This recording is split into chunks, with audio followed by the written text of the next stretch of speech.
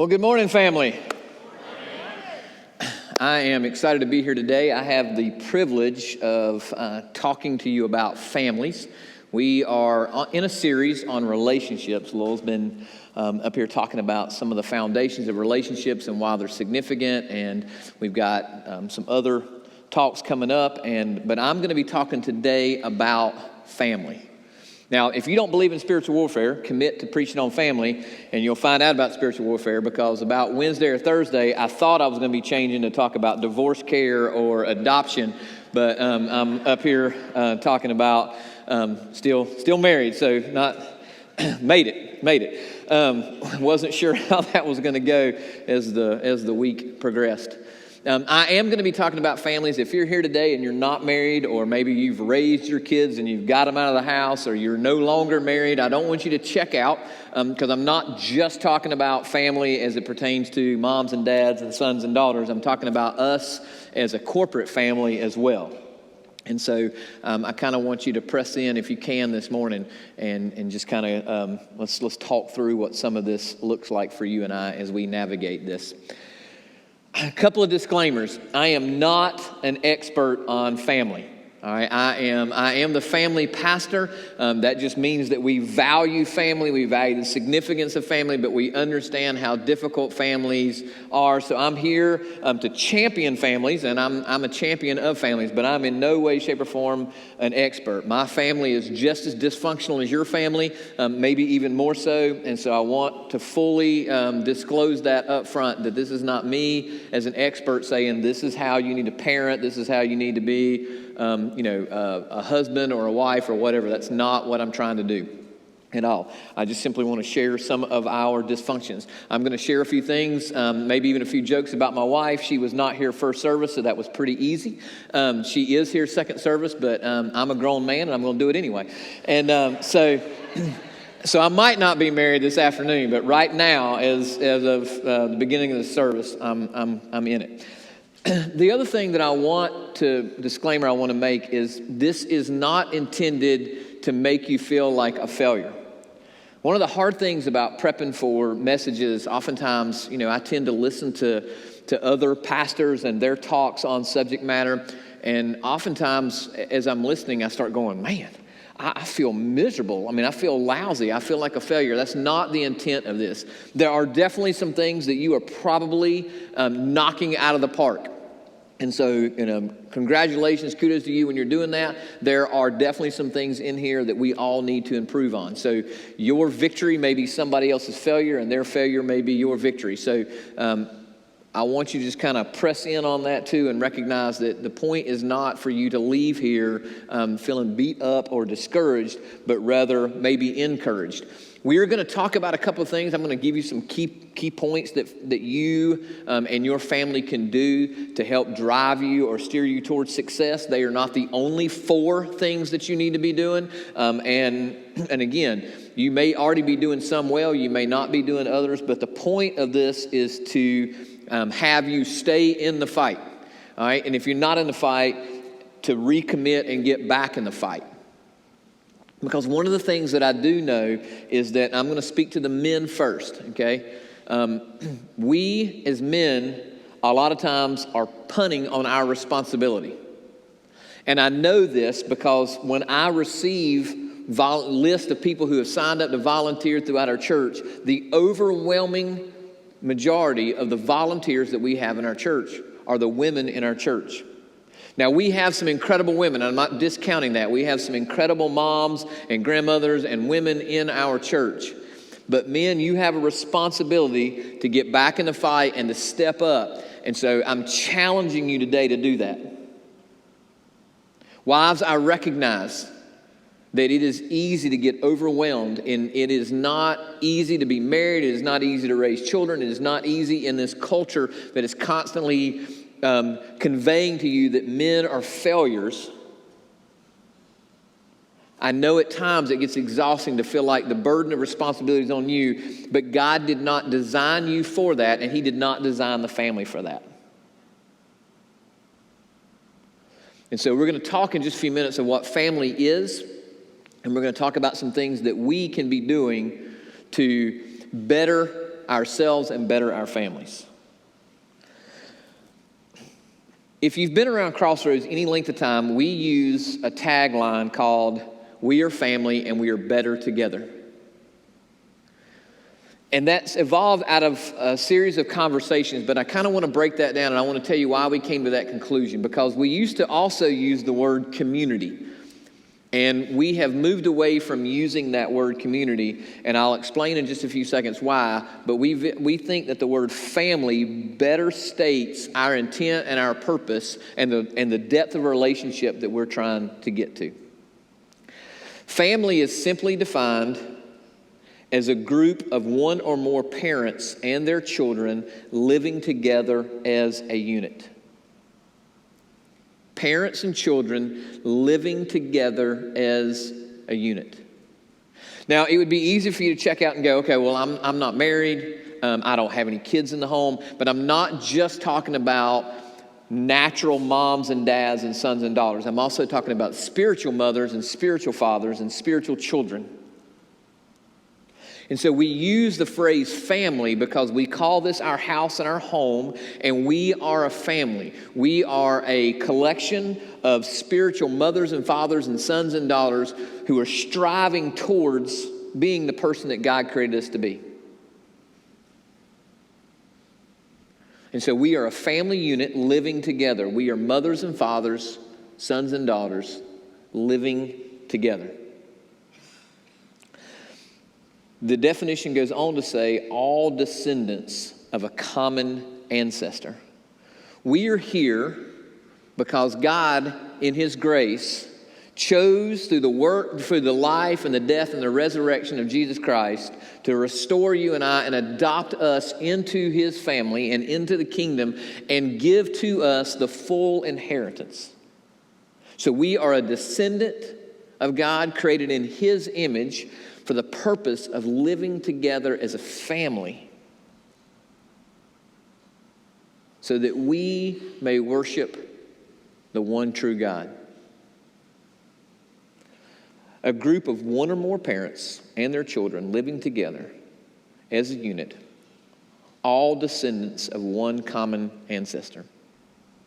Now, the reason that we chose family is that's a lot different than a community. A community has a much looser definition, right? The community is generally defined by a collection of people who have a common interest, or, maybe they like the same hobby, maybe they're into the same, like a book club comes to my mind or something like that. That's a community. Okay? I live in a neighborhood that's a community. We all own houses and, we all have jobs. There are things that we have in common.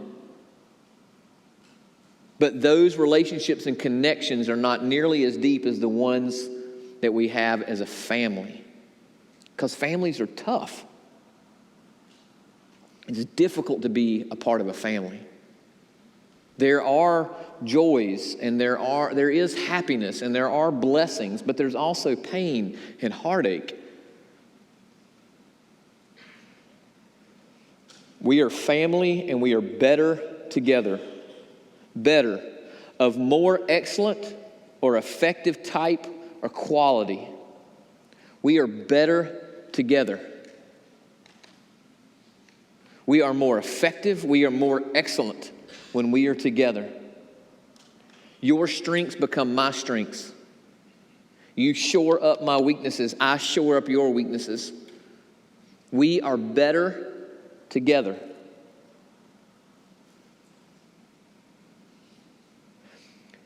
Better to be partly or fully recovered from an illness, injury, mental stress, or unwellness. Now, I just want to go ahead and let you take a deep breath right now. You are in a room full of people who struggle with illness. Many of us have injuries. We have mental stress. And we generally, at times, have a sense of unwellness. Most of us are overworked. We don't get enough sleep. We don't eat well. We stay up too late. We stress about things. But we have an opportunity as a family to become better. Together.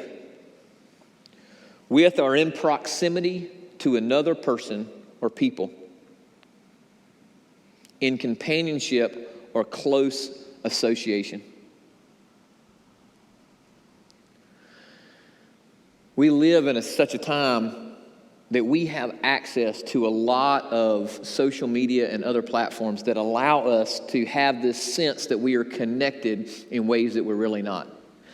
Now, don't get me wrong, it is great that we have these resources. Okay, I think, COVID and having to social distance and stuff like that really brought about, some great tools and resources like Zoom and things like that. There's a lot of those meetings that we're able to have, and we're able to bridge gaps, and it's great to be able to sit down in a meeting and connect people from California and Canada and everybody on one platform where you have a meeting, and those things are great. It's awesome that churches can live stream their services.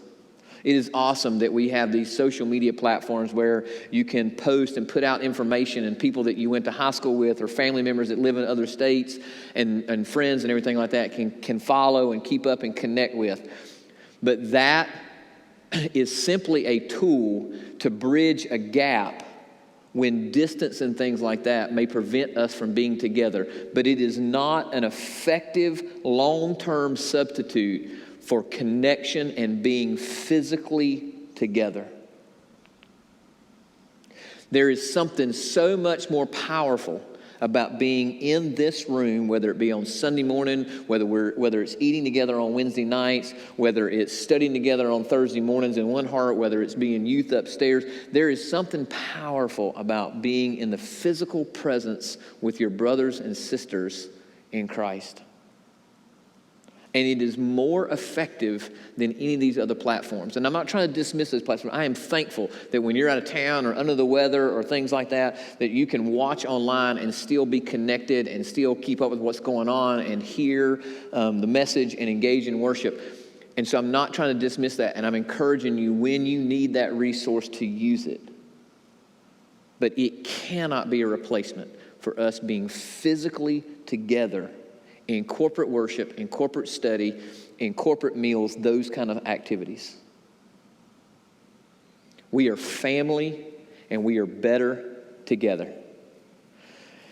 I'm going to talk briefly about 4 things that we can do to improve our family relationships. These can be used in your small immediate family, and it can be used in the much bigger context, maybe your social group. Okay? And they're not the only 4. I don't do them perfectly.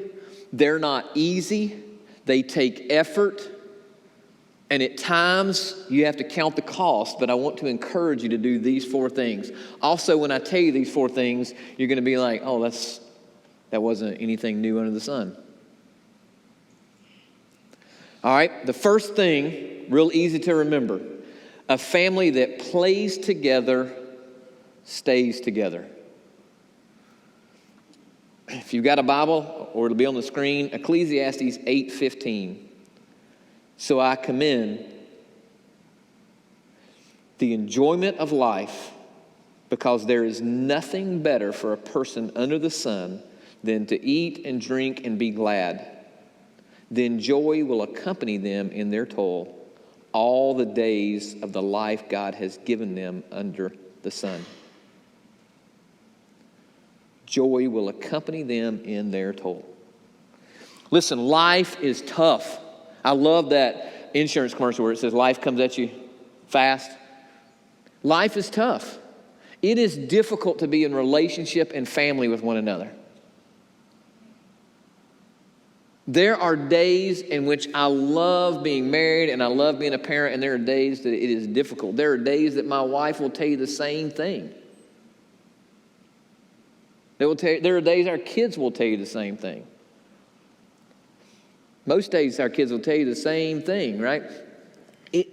Life is hard. We have jobs, we have responsibilities, we have work, we have volunteer, we got all this stuff going on, and we're trying to navigate relationships.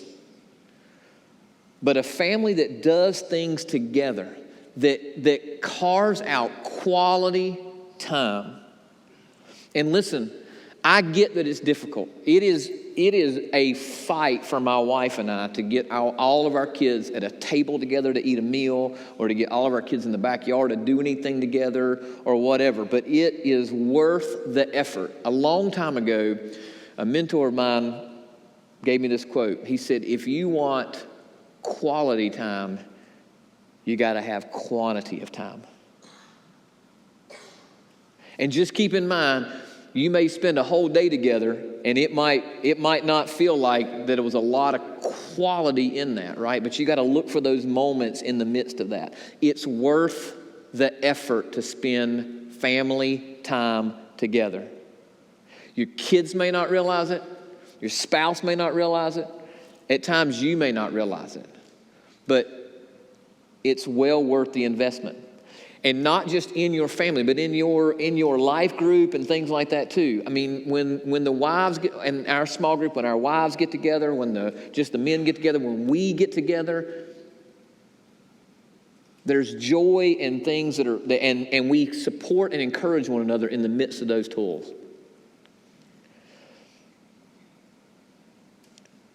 Spontaneity. Everything in our lives doesn't have to be planned.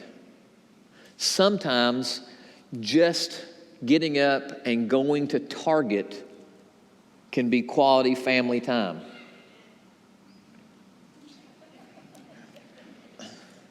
I had to convince myself of that one, to be honest with you, but whatever, we'll go with it. My daughters and my wife enjoy that. It might not be my son and I's favorite thing to do, but there is joy in doing those things. There is joy in having spontaneous time together. I joked because a couple of weeks ago, my son, for his birthday, wanted to go to this greenhouse up in Salisbury. And so all of a sudden, after lunch, this became this spontaneous trip with my wife and my son and my youngest daughter and myself up to this greenhouse in Salisbury.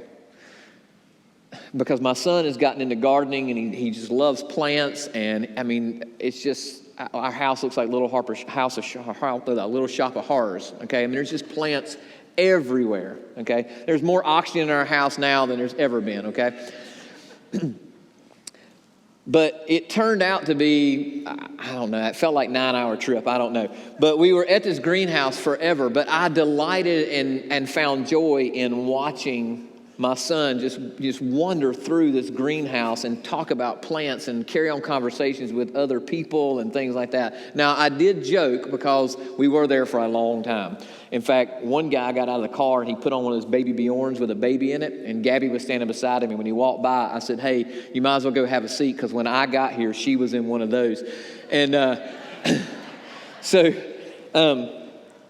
but those kind of spontaneous things bring joy to our family. And we need to be engaged. Now, there were definitely parts of some of that aren't, like, I don't like playing volleyball, but I like playing volleyball with my daughter. And we play volleyball in the backyard.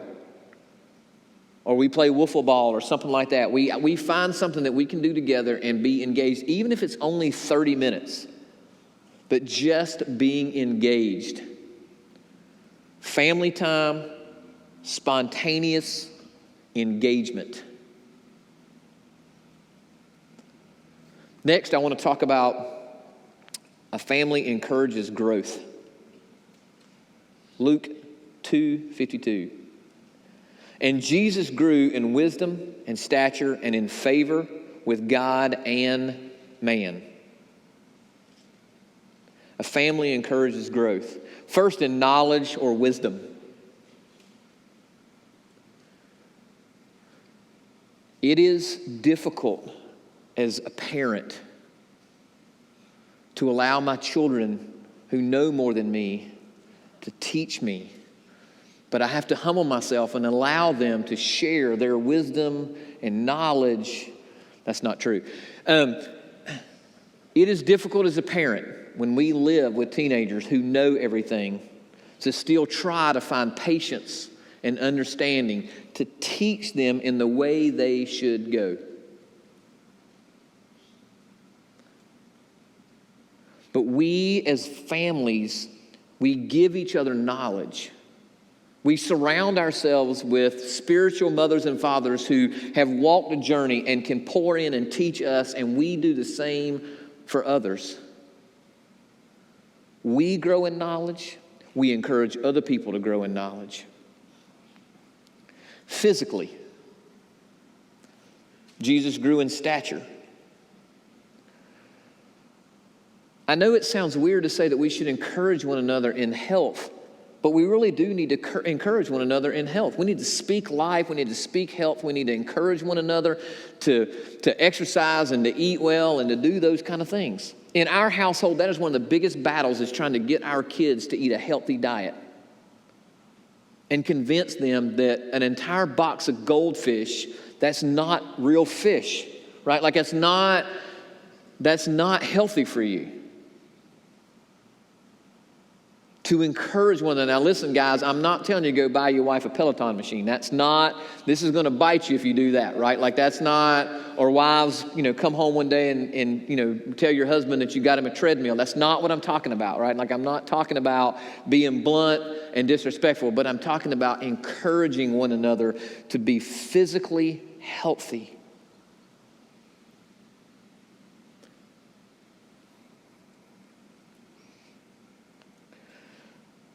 Grew in favor with God, to grow spiritually. We encourage one another as a family to grow spiritually. We do this by praying for one another, by studying the Word together, by worshiping together, by challenging and holding one another accountable.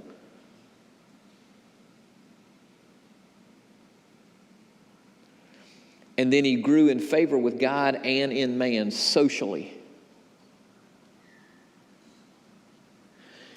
It's interesting. I read a study a couple of years ago about how when I was growing up, a lot of the church was kind of the center of the community, right? And so, oftentimes kids went to school and church and played sports and everything together. And so these families were this continuous, ongoing unit.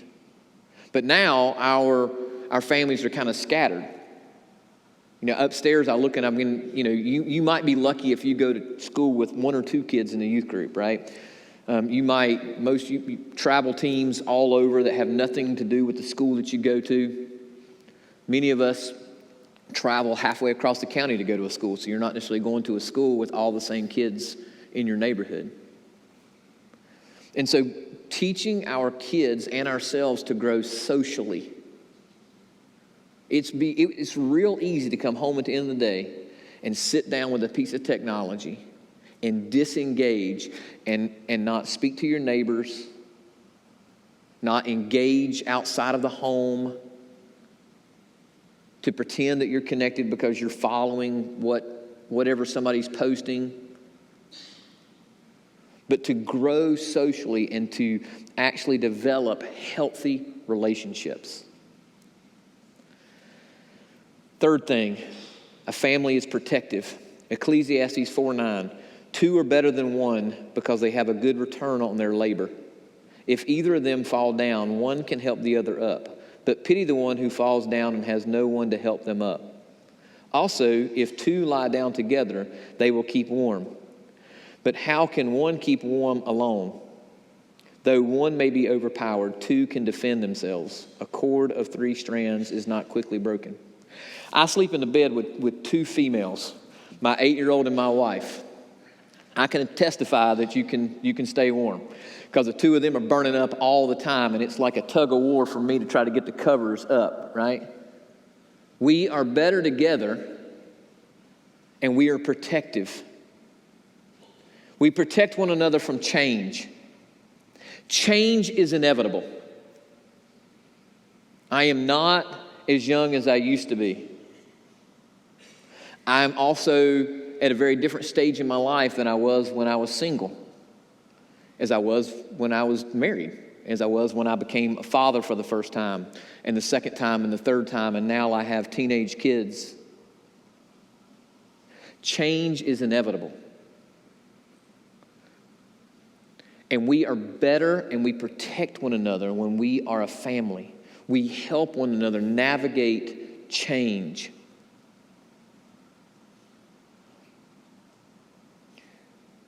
most likely, barring some kind of accident or health issue, I have already buried one parent, and I will probably bury the next.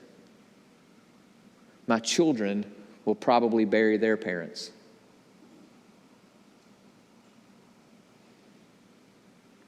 Katie or I will probably lose the other. Change is inevitable. And as a family, we protect one another through that process. Harmful ideas. We live in a culture that is completely void of any kind of compass, ethics, morals, truth. And we are bombarded daily with an overwhelming number of harmful ideas as it pertains to marriage, as it pertains to gender, as it pertains to social status, as it pertains to economy, as it pertains to God's truth. I could stand up here and list off a ton of things. But we stand in the gap as a family for one another, and we remind each other, like Tracy was talking about, that there is a victory. That God's truth is true. That you are the person that He created you to be, and you can be that person. That you can remember the spouse of your youth. That God has a plan and a purpose for you and your family. And we protect one another from rejection.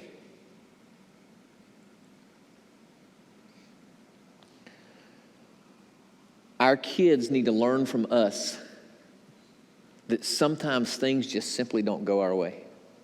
That life does not hand out a participation trophy. That you will, in your life, lose jobs, missed opportunities, things will break, will cost you. People might not like you because of what you believe, or where you work, or what you do, or something that you said. Rejection is inevitable. But as a family, we stand shoulder to shoulder and side by side, and we remind one another that the truth of who we are is found in Christ, not in the world. And lastly, a family cares for others. Mark 12:3. Love the Lord your God with all your heart, with all your soul, and with all your mind, and with all your strength. The second is this: love your neighbor as yourself. There is no command greater than these. Families care for others. And they serve God first and others second. If you want your children to grow and to be healthy, functioning humans, then teach them to serve others. Teach them that it is not all about their wants and their desires and their needs, but God created them for a purpose. He gifted them for a purpose. And they should take those gifts and talents and use them to glorify Him and to bless others.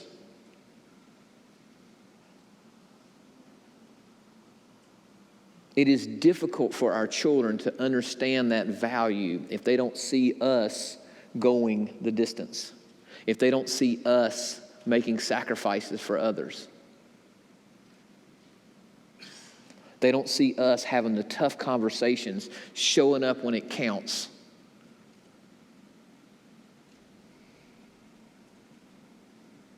They don't see us doing good deeds. They don't see the manifestation of the fruit of what God is doing in our lives. The family cares for others. As the band comes up, I want to close with one last thing. And this is probably the most difficult and most painful thing for you to hear. And I'm going to be up front. It's going to be offensive to some of you. I want to start by saying that I feel like I could speak for all the staff, but I'm going to speak for myself, that I dearly, dearly love and count it a blessing to be a pastor on staff here and part of your family.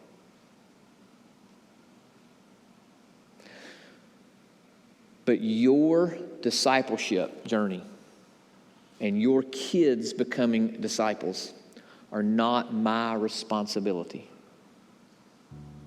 God did not give me your arrows in your quiver. He gave them to you. And it is your responsibility to raise disciples. It is your responsibility to engage God in a one-on-one relationship and grow in your faith. There are a lot of ministries that we have, and we come alongside each other and we encourage each other well. But at the end of the day, the responsibility belongs to you. And I've said this before, we want, and I want to come alongside spiritual mothers and fathers, and I get that we have people in all kinds of different places. That's the reason that we have ministries here. Nancy Friend would be more than happy to share with you the outreach and service opportunities that we have in this church for you and your family. But at the end of the day, you and your family have got to commit to that. Miss Tracy is down there right now with the staff, with the children's ministry staff, talking about the value of honoring your mother and father and listening to your parents. But if you're not speaking, what are they hearing? Megan and the youth ministry staff, Wednesdays and Sundays, are upstairs speaking truth and hope over your middle schoolers. But that's only 2 hours out of a week. Randy and his team offer all kinds of incredible ministries to help you overcome grief and divorce and addiction and things like that. But it's your responsibility to walk those out. We'll come alongside of you, encourage you, and walk with you. I'll close with this passage in Deuteronomy 6:5. Love the Lord your God with all your heart, with all your soul, with all your strength. These commands I give you today are to be on your hearts. Listen to this. Impress them on your children. Talk about them when you sit at home, when you walk along the road, when you lie down, when you get up. Tie them as symbols on your hands and bind them on your foreheads. Write them on the doorframe of your house and your gate. You got to impress these things upon your children, whether that's your spiritual children or your physical children. Talk about them at home. The most valuable thing that you and I as parents can do is to communicate the truth, good, bad, the truth of what God is doing in our lives. And by bad, I mean the mistakes we've made, the difficulties we're walking through, all of those things. At home, on the road, while you're in the car, at morning and at night, praying together as a family. And again, there's so many things that we do wrong, but one thing that Katie and I do right is every morning and every night we pray with our kids. Every meal, we try to make a family meal in the evening. Sometimes we're successful, sometimes we're not. Sometimes we got 1 or 2 kids at the table, sometimes we get all of them there. But we stay in the fight. Even down to like our house and the way that Katie's decorated our house, and she's put scripture around our house, and we have prayers up on the mirrors in our bathroom and things like that. And again, I'm not saying that's going to save everything and make everything perfect, but we're trying to do the hard work